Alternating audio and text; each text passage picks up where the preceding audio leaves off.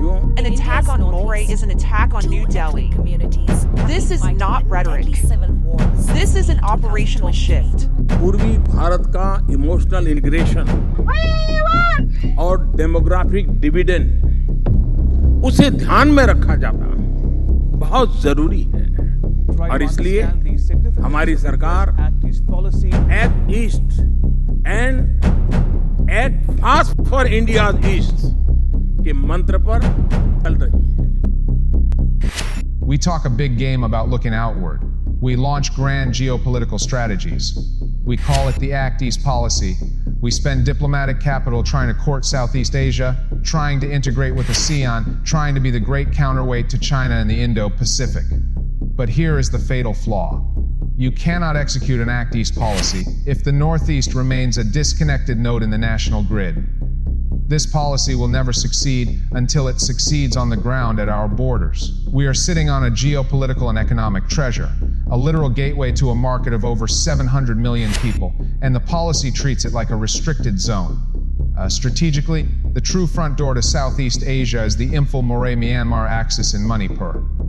It is the functional land route to ASEAN. Moreh is an international border town.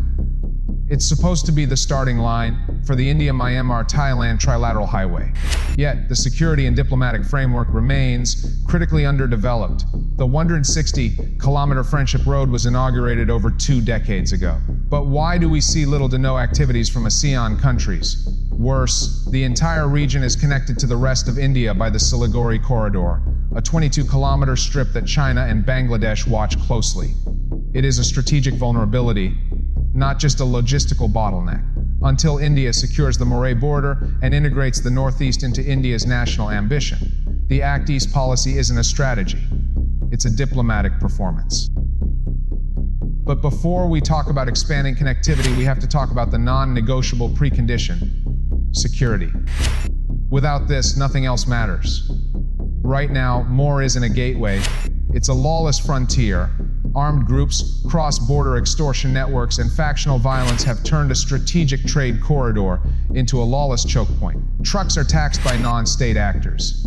Traders are terrified. Customs officials work under the shadow of a gun.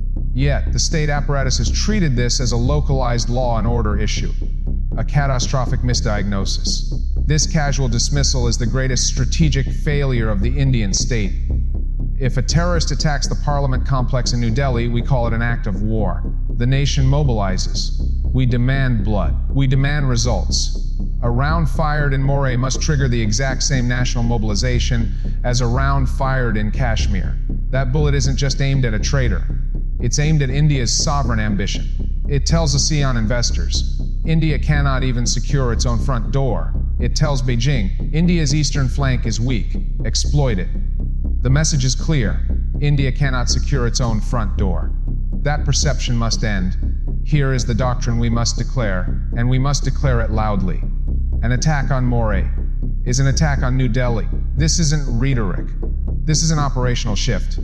First, jurisdictional shift. The security of the Imphal-Moreh corridor cannot be left to the fragmented realities of local law enforcement. It must be placed under a unified central command with a single, uncompromising mandate: the absolute sanctity of the trade corridor. Second, zero tolerance for economic terrorism. Any armed presence within a 10-kilometer radius of the integrated checkpost, excluding recognized Indian forces, must be treated as economic terrorism. Extortion on a commercial vehicle is not a local dispute. It is an assault on the national exchequer. It must be met with the full, unyielding weight of central security forces. No local ceasefire applies to the Moreh trade zone. Trade is non-negotiable. Third, proportional and decisive response. If a bullet is fired in Moreh, the investigative and operational response must be identical to a grenade thrown in Connaught Place. Why? Because the signal must be absolute. The Indian state has no peripheral weaknesses. Whether it is the Siachen Glacier, the Mumbai Financial District, or the Moreh border post, sovereignty is indivisible. When we enforce this seriousness, the extortion syndicates will realize the game has changed. And then, and only then, will private capital flow. Then will commerce flow unimpeded.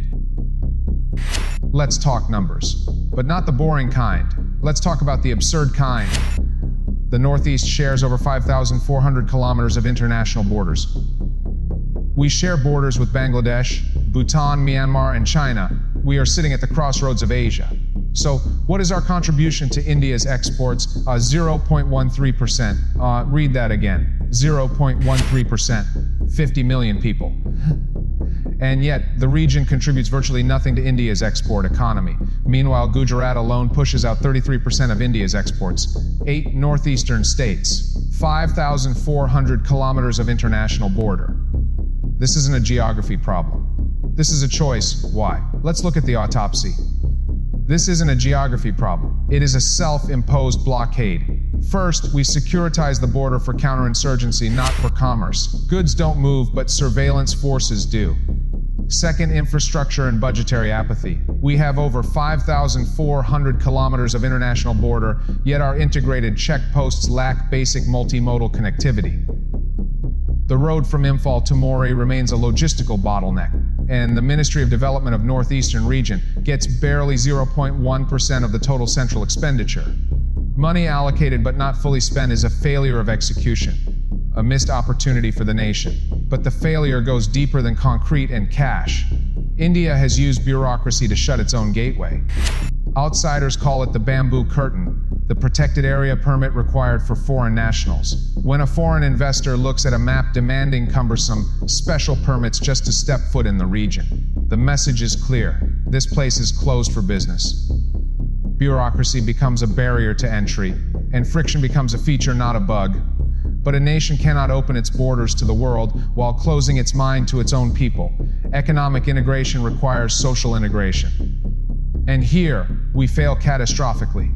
While the state's paperwork tells the world to stay away, the reality on the ground is screaming the exact opposite. Taiwan targeted Northeast Indians for their skills, not pity, but value. The world sees the asset, English proficient, culturally adaptable, reliable talent. India sees only permits, while the globe knocks, we build walls. And we call them chinky, a racial slur that reduces their identity to a stereotype, distancing them further from integration. We cannot ask the people of the Northeast to be the torchbearers of India's Act East policy if we treat them as others in their own country. Integration begins with dignity. You cannot become the world's third largest economy while locking your most valuable gateway in the dark and mocking the gatekeepers. Here is the vision we are failing to execute. The Northeast is not a charity case. It is the engine for India's next leap. If we unlock the Northeast, both economically and socially, we don't just fix a region, we elevate the entire nation. We must protect indigenous land and cultural identity while ruthlessly dismantling the logistical barriers that keep the region isolated. Imagine special economic zones where global efficiency meets local heritage. 50 million people. Let that sink in. That is the population of South Korea. That is the population of Spain.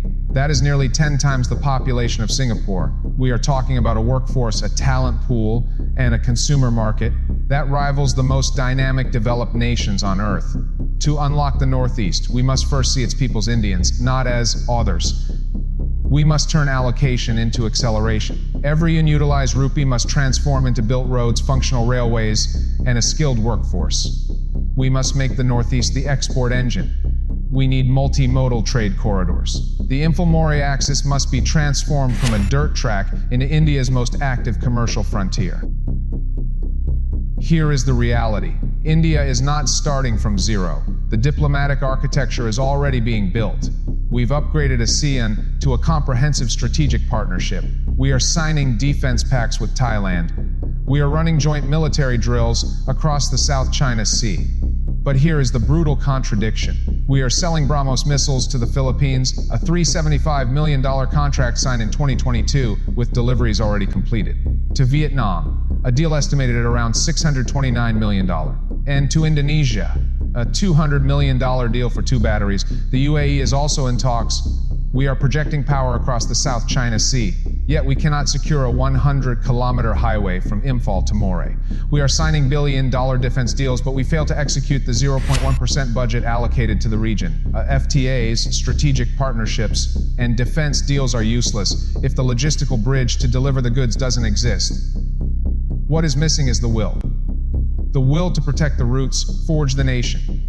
The will to fully spend the allocated budget. The will to treat the people of the Northeast with dignity. The will to make the Northeast the export engine. The will to build the ASEAN gateway. And most critically, the will to treat an attack on Moreh as an attack on the sovereignty of the Republic of India. We want to be a Vishwa Guru. But we cannot lead the world if we cannot lead our own Northeast. We want to be the third largest economy. But we cannot reach that summit if we leave our most strategic asset in the dark, lawless, unguarded, and disrespected. The road to ASEAN runs through Imphal-Moreh.